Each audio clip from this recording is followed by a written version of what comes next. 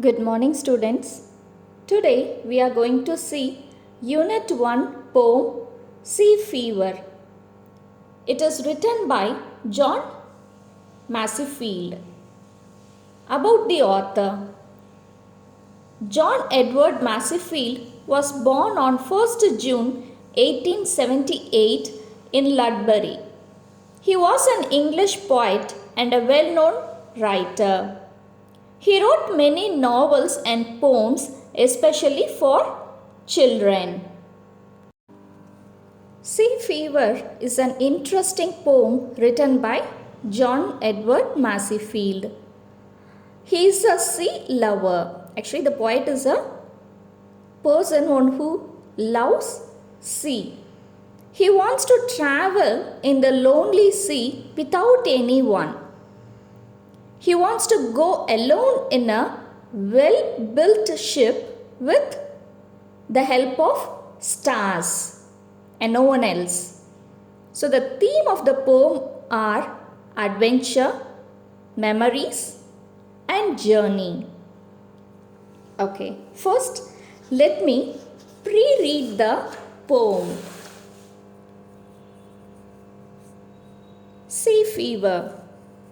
I must go down to the seas again, to the lonely sea and the sky.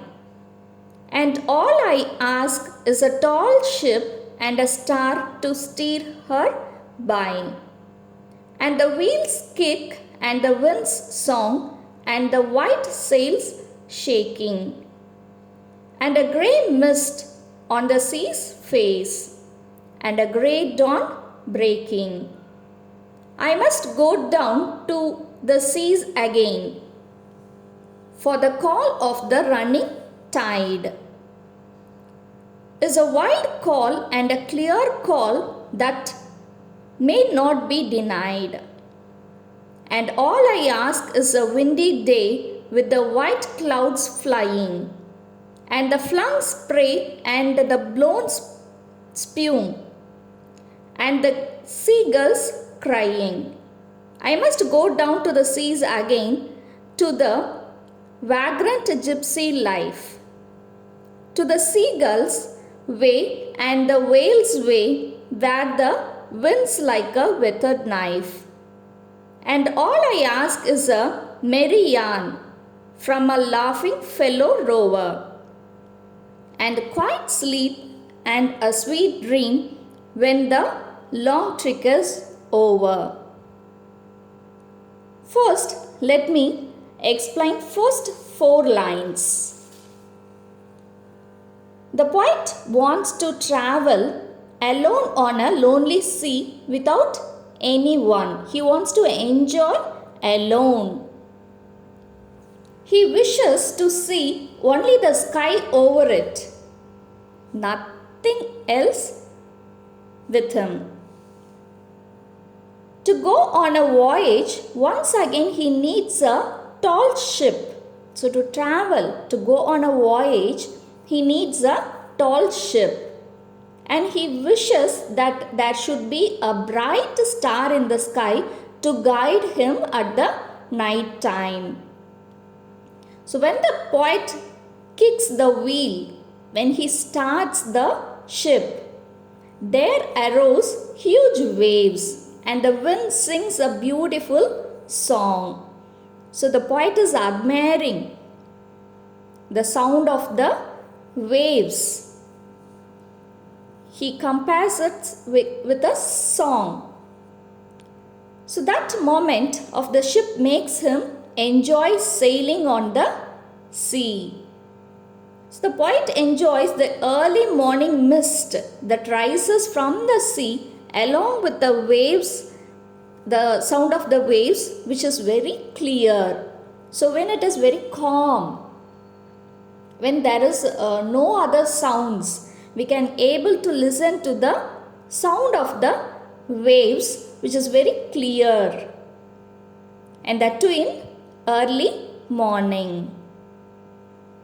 So the poet loves it.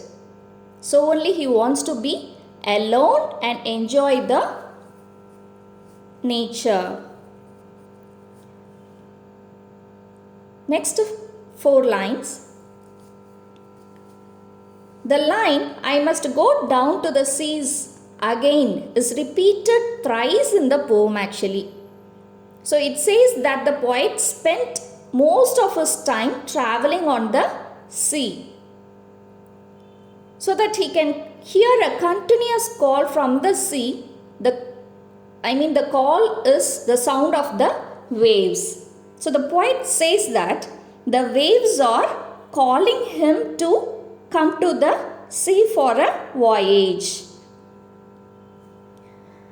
The call is a kind of bonding between the sea and the poet. So he is feeling that the sea is speaking to him. The waves are talking to him. Okay, so they are having a bond, they are having a relationship with the poet and the sea. So the poet feels that he can't avoid the call of the waves, so he must return to the sea. So again and again he wants to have a voyage in the sea. He also wishes that there would be strong winds making the white clouds fly. The strong winds would blow the clouds away and make his journey more comfortable. He also wants to see the fine drops of water blown by the foamy waves. We all know that when the waves is, when we can see the waves in the sea, the water drops will be blown away. It looks very beautiful. Foamy means it's like very soft bubbles. Okay. So the poet used to enjoy all those things. Lines 9 to 12. The poet wants to lead a wandering life like a gypsy. Gypsy means people who wanders from one place to another. They won't be stable in a single place. They used to move from one place to another. So this poet also wants to live such a wandering life. He expresses feeling that he wants to be free like a seagull and whale. Seagull is a bird which lives in seashore. It is a kind of bird, water bird, okay? And we all know what is a whale. So such whales used to live very closer to the surface of the sea, and it used to live their own life. It used to enjoy wandering from one place to another. We all know the ocean, how wide it is, isn't it? So it won't be in a same place. It used to move from one place to another. It used to enjoy and explore the sea. So this poet want to enjoy such a kind of life. He don't want to be in a same place. He want to move from one place to another and enjoy the life, and also want to enjoy it alone, not with anyone else. And the line winds like a whetted knife. It signifies the winds, that means a cool wind sensation that makes him feel that it is much powerful as a sharp pointed knife. So this here the poet compares the wind to a sharp knife, which means the cool wind. It is very, it makes him a cool sensation. It is like a sharp knife. So here the poet compares the wind, cool wind, to a sharp knife. Then the poet would like to hear happy stories from a wandering sailor like him. We all know that sailors used to move from one place to another.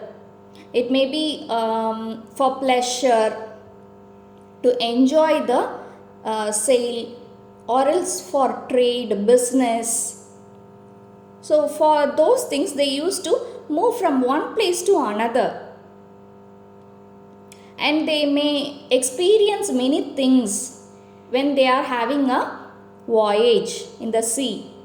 It may be good, bad, anything else. And also they know many places and things about those places, historical things or anything else. So they used to explore and know many things about the places, about the sea, the experience they had. So this poet wants to know all those things from a sailor like him, one who enjoys the voyage. So after the long voyage, when the voyage is completed, the poet wants and like to take a good sleep and have a sweet dream. This poet really wants to be free from the busy world. Thank you, Ma.